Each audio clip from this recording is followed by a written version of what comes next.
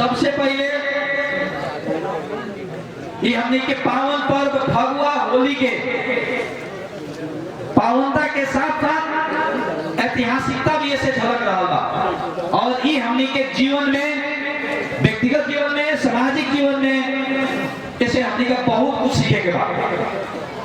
असत्यता कभी भी विजय नहीं हो सके, असत्य कभी भी विजय नहीं हो सके। सिर्फ पचरौते में ना क्रमशः देश, दुनिया और ब्रह्मांड में भी सत्य के ही विजय हुए। ऐसे एक पर्व से हमने सभी लोग का बहुत कुछ सीखेंगे और बहुत कुछ अनुकरण करेंगे। हमने क्या आवश्यकता बा और हमने कर रहा बड़ी सब आदरणीय पचरौता के भाग्य विधाता लोग मंच के आगे आसीन ये संसार के आधा आसमान छेके वाला मातृशक्ति माता बहन लोग, सभी लोग के आज हम गौरव के साथ कर रहा बड़ी कि अपने के परिश्रम, मेहनत और मतदान के फल स्वरूप आज पचरौता में नेपाल कम्युनिस्ट पार्टी ये माले के झंडा फहरा रहा होगा। और जवन किस्म के अवरोध सिद्धना के बावजूद भी असत्य के सीना चीर के सत्य स्थापित हो रहा बा, विकास की गति आगाड़ी बढ़ रहा बा। एक अपने सभी लोग के बहुत बहुत शुभकामना, बहुत बहुत आभारी बड़ी। आदरणीय जन समुदाय लोग, हमने का भविष्य के बात करते हुए वर्तमान के लेके और भूतकाल के निकाल के भीतर दिन के भी थोड़ा मोड़ा समझना हमने के याद याद हमने कराई के पड़ी। पचरौता नगर पालिका के सभी गाड़ी, सभी machine, JCB, loader, grader, roller, tractor, सभी चीज आज पचरौता नगर पालिका के प्रांगण में बा। आज मेयर जबरदस्त सिंह के घर में नहीं थे, अपने लोग जाएंगे तो शान से लोग थे। काल के दिन में पचरौता नगर पालिका के जब मेयर बना के हमरा के भेजनी आंतरिक राजस्व के बात आए तब टोटल जेसीबी के टोटल सभी विज्ञापन करेंगे पड़े। विज्ञापन कहले पड़ी सब डॉक्टर कार्यालय सहयोगी स्वीपर आदि के हमने का रिजल्ट निकल के ड्यूटी करे पड़ी। अब अहेब हेल्थ असिस्टेंट अननी के रिजल्ट बहुत जल्दी आई और नगर अस्पताल संचालन हुए। आज स्वास्थ्य सेक्टर में हमने का तमाम प्रतिबद्धता कहले नहीं। हमने के निर्वाचित होने से पहले पचरौता में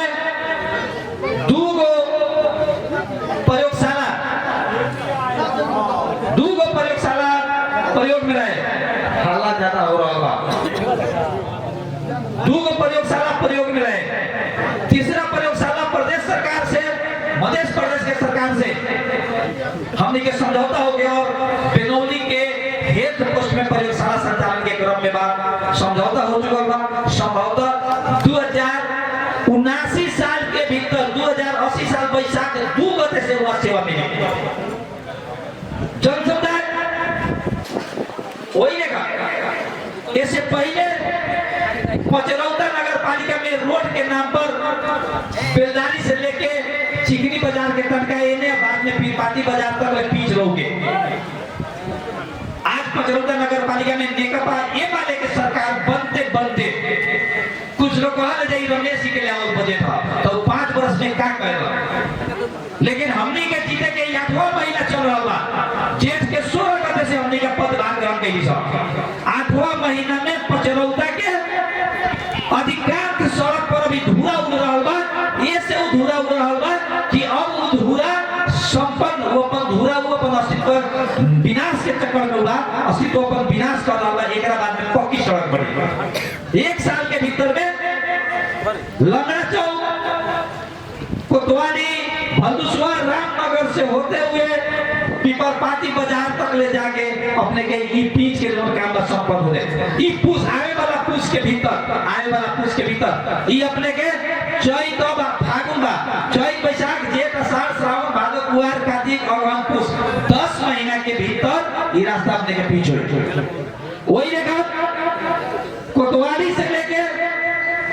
रामनगर चौक बेलौली चिकनी होते हुए आके लक्ष्मीनिया पोखरा पर ओकर 6500 मीटर 6.5 किलोमीटर के बीच वो मोटा पिच जो बड़का बड़का हाईवे में रहले 5 इंच के पिच के ही अपने के माटी पूर के ये साल ग्रेवल करके और पानी खाएला छोड़ दी एकरा बाद में एकर पिच का होई यही रोड के निरंतरता देवेला आदरणीय जनसमुदाय लक्ष्मीनिया पोखरी के कॉर्नर से लेके चिकनी गांव होते हुए हमने क्या एकरा के ले जाके अभी इनरवा तक ले जाके आज पकड़ पिप के बेलदारी तक ले जो हमने ये काम बाइकरा के करेगा और एक ही सड़क के निरंतरता में जो सिमरौनगढ़ नगर पालिका से आके बैरिया में जो हनुमान चौक बा वो हनुमान चौक से होके बैरिया के श्रीनगर बैरिया गांव से होके और चिकनी तक ले ई पिच के काम भी द्रुत गति में आगे बढ़ रहा है। पचरौता नगर पालिका 3 करोड़ 20 लाख रुपया विनियोजन कैले बा पिछला लक्ष्मीनिया पोखरा से लेके और बेलदारी तक लेके पुनः बढ़िया पिच बना के एकरा के सभी जगह पक्की सड़क निर्माण करेला वही एकर आदरणीय जनसमुदाय अपने कवही से होके धर्मनगर जो पुल देखै तरी अपने के कवही तक लेके रोड कंप्लीट हो गइल बा ग्रेवल के काम लेकिन धर्मनगर पुल के पचरौता से होके धर्मनगर पास करके बेनौली स्कूल तक ले अपने के ई रोड आ गइल बा ई रोड वहां तक ले आके बेनौली बाजार तक ले होके उ रोड अपने के सिमरौनगढ़ तक ले जाए एकरा बाद में पुनः वही रोड में नगर पालिका से बेनौली के जो पछयारी मठ बा वहां से नदी के जो मठ बा वहां तक लेके वो रास्ता के चौड़ा करके और ग्रेवल करेगा आज पचरौता नगर पालिका के कोनो ऐसा वार्ड नहीं है कि जेमे निर्माण काम नहीं है सभी जगह में रोड नाला सड़क और हमनी के जो प्रतिबद्धता बा कि 5 साल के भीतर से पचरौता नगर पालिका में सभी मुख्य रास्ता के धूरा से मुक्त करके हमनी का पक्की करे अगर हमनी करिए करब आ कर के वोट मांगे हम बोलिए 5 साल के बाद में चौथा साल के बाद में 2084 साल में आदरणीय जनसमुदाय हमनी का और ही प्रतिबद्धता कैले रही सब पचरौता नगर पालिका के हरित पचरौता में घोषणा करेंगे वृक्षारोपण करेंगे हमने के संघीय सरकार वर्ल्ड बैंक के लोन से वर्ल्ड बैंक के पैसा से यूनाइटेड नेशन के पैसा से हमने का ओकरा के वन समृद्धि कार्यक्रम अंतर्गत 52 लाख रुपया में हमने का वन समृद्धि के कार्यक्रम करवा पड़ी है और हमने का अधिकृत वन के अधिकृत हमने नियुक्त कर ले पड़ी सब और कार्यक्रम आगे बढ़ रहा है जेमे सभी मुख्य रोड जवन बंद रहता में वृक्षारोपण होबे करी लेकिन हर एक गांव के घर के आगाड़ी भी पेड़ पौधा लगावे के बाद और ओकरा के संरक्षण करे वापस हमने का इनाम के व्यवस्था करने पड़ी है अभी निर्णय लेके हुए कथी इनाम देवे का ऐसे के घोषणा ना करे सको आदरणीय पचरौता के भाग्य विधाता जनसमुदाय पचरौता नगर पालिका में 100 बेड के अस्पताल बनाने के निर्णय कपरफोरा पोखरा के जौन बाप पोखरा कपरफोरा पोखरा में करेंगे हमने का निर्णय नगर पालिका के बोर्ड से निर्णय करके और पे डीपीआर करके 65-70 करोड़ के आसपास के डीपीआर में हमने का 100 बेड ना 99 बेड के नेपाल सरकार के मापदंड बा वो में हमने का कार्य योजना आगे बढ़ाते बड़ी सर एक और हमने के अति महत्वाकांक्षी योजना है यही समय में जब हमने का अगुई कोड़ाई करे वोट मांगे जाए तो ये पचरौता के भाई बहन लोग के खेत में अगुई कोड़ाई देख ली आ करीब करीब हम जांच कैली कि 15,000 बोरा स्टोर में ना रखा सकल उसमें से बहुत अधिकांश बोरा आलू के सड़ गए और हमने के पचरौता के जनता के त्राही में आवश्यकता खून पसीना चुआइला के बाद भी लोग के जौन किसी के अपन उत्पादन के सही मूल्य ना मिल सकल ओकरा के ओने लेके चल गए डूब गए कोल्ड स्टोर के मैंने डीपीआर करा के रामनगर और भंडुसवा के बीच में जो पुल बन रहा बा वो पुल के पूर्व साइड हमने का डीपीआर करा के कोल्ड स्टोर करीब हमने का करा के बहुत बड़ा 15,000 टन के हमने का कैपेसिटी के कोल्ड स्टोर बना रहा बड़ी हमने का गाड़ी पड़ गई आदरणीय जनसमुदाय हमने का एमबीबीएस पढ़ेगा तो घोषणा कर रही कि पचरौता के पुत्री के पचरौता का बेटा का बेटी के 10-10 लाख रुपया हमने देवे को हमने विज्ञापन कर दिल बड़ी सब फॉर्म भी आ गेल अब हमने का जवन फॉर्मेलिटी बा कानून बा मुझे कार्य फ्री में मुझे पूरा करके हमने का बैसाख के भीतर में पैसा चेक हस्तांतरण कर दे, एगो बेटा के एगो बेटी के, पचरौता का एगो बेटा के और एगो बेटी के। वही लेखा हमने का पचरौता के जो हमने का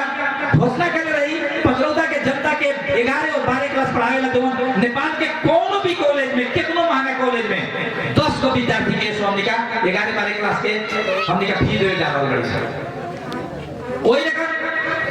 हमने का कुछ कार्यक्रम संचालन नहीं करे सकल, जेकरा हमरा दुख बा और कानूनी बदला रहे।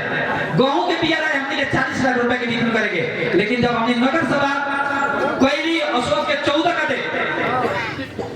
विपक्षी जसपा के लोग से नेतृत्व निर्वाचित लोग से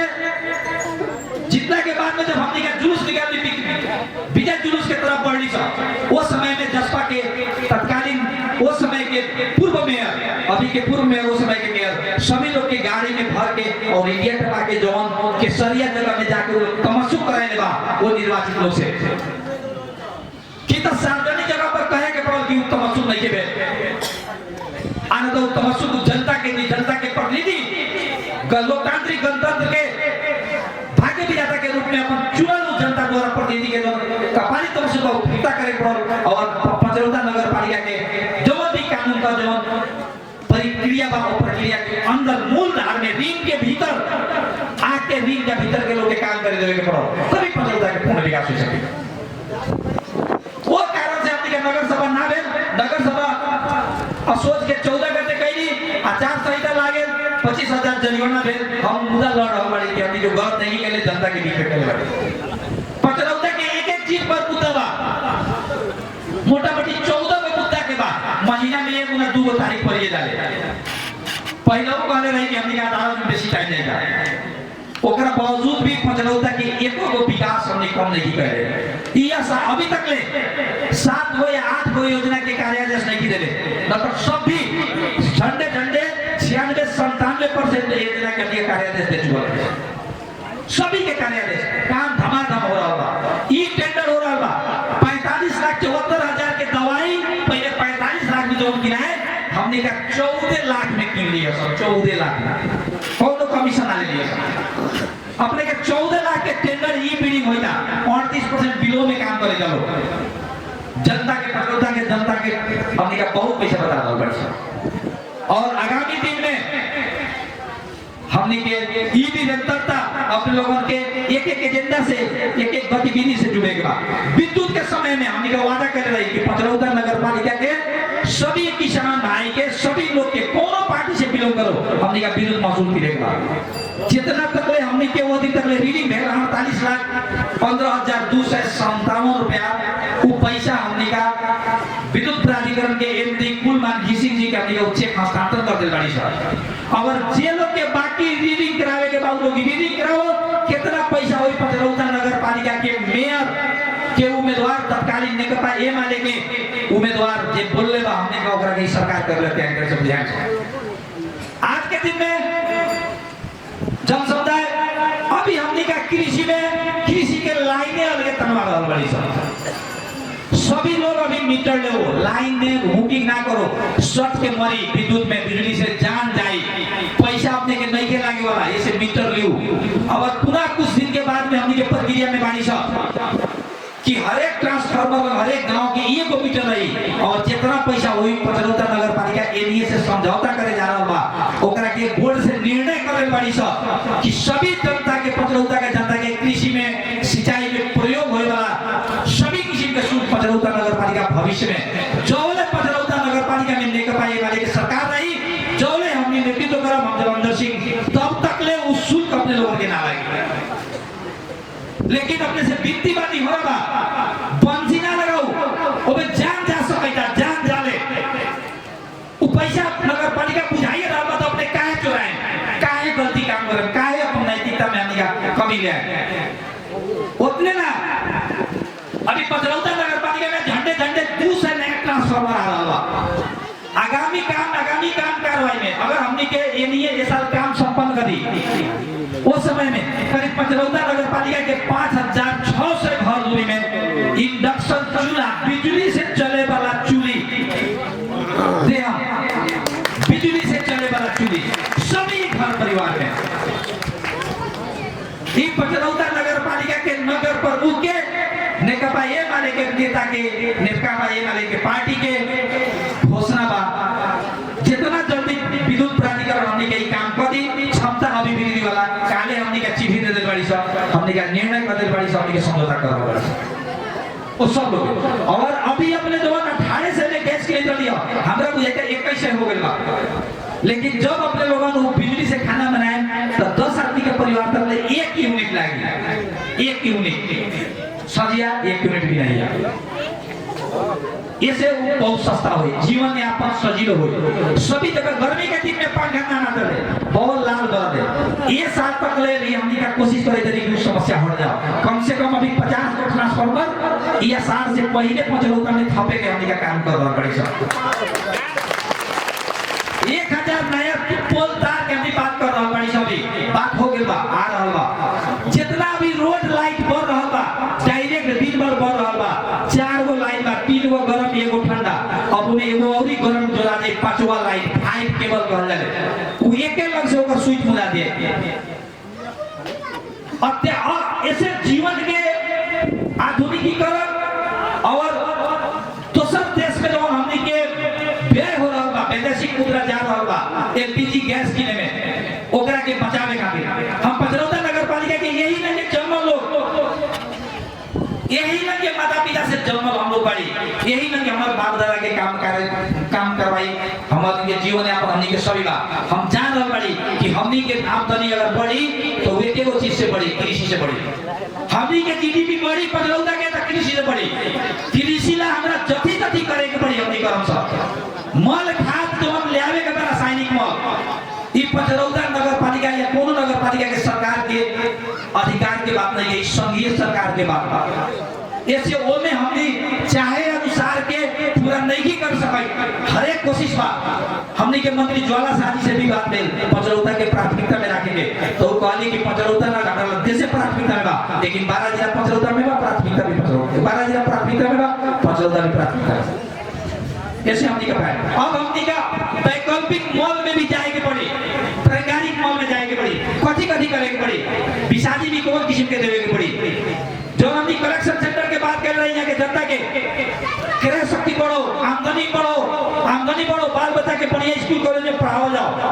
ओकरा ला हमनी के जो बड़का बाजार से जोड़े के बात कर रही वो में भी हमनी का काम कर रहा बड़ी सब और ओकरा में 2 गो बड़का गोदाम बनावे के हमनी का डिक्लेयर करे बड़ी सब पचरौदा नगर पालिका के एगो निर्णय कहले बड़ी सब जे पचरौदा नगर पालिका अपना पैसा से 5 करोड़ के अन्न पानी पचरौदा के जनता के किने 5 करोड़ और वो अन्न के तई भंडारण करके राखी आवश्यकता पड़ी तो पुनः जनता के उहे रेट में दी या ना होई तो ओकरा के का करे के पड़ी पचरौदा के जनता का कर ऐसे बोले के बहुत कुछ बा लेकिन समय के अभाव बा होली के शुभकामना आदान प्रदान कार्यक्रम बा हम जरूर कहम राह से भटकल लोग के मंजिल कभी हासिल ना हो सके जैसे जे लोग भी भटकल बा कौनो पार्टी के लोग भटकल बा मूल धार में आके और ये देश के मूल पार्टी में आके हमनी के अपन भाग्य भविष्य हमनी के संतान के भाग्य भविष्य और देश के स्वाभिमानी बनावेला नेकपा एमाले के सदस्यता ग्रहण करो नेकपा एमाले के बढ़ाओ नेकपा एमाले के संघीय सरकार बनाओ प्रदेश सरकार बनाओ पुनः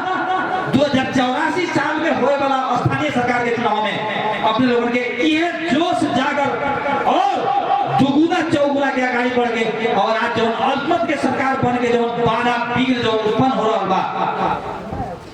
बाधा बिघ्न बहुमत के सरकार बना के अपने बाधा बिघ्न के हटावा जाओ काम करे के मौका देवल जाओ और सभी मुद्दा मामला के कानून तक व्यवस्थापन करके अदालत अपन काम करबे करी सम्मानित अदालत के निर्णय सर्वमान्य बा और जनता के जाए ला आवश्यक पड़ी तो जेल नेला भी हम तैयारी करी जेल जाए के पड़ी तो जाए के पड़ी विकास तो करे के पड़ी बोलने पड़ी सब